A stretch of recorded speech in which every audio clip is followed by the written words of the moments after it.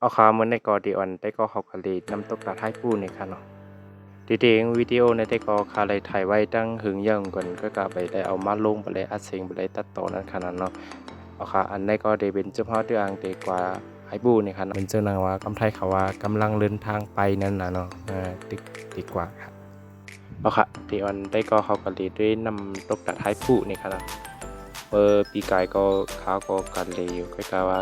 บ่ไรไทยบ่เหมือนนั่นขนาดเนาะก็ปีนี้ได้ก็เดี๋ยวเอามาแต่งจากเฮ็ดไทยดีลง YouTube นี่ค่ะเนาะเอาค่ะแค่นดอฝากไว้ก็เข้ามาปัญญางไรดีดังทาง YouTube เขาใส่หนกมึงกูก็ค่ะเนาะค่ะยินดีก็ค่ะยินชมกูก็ค่ะ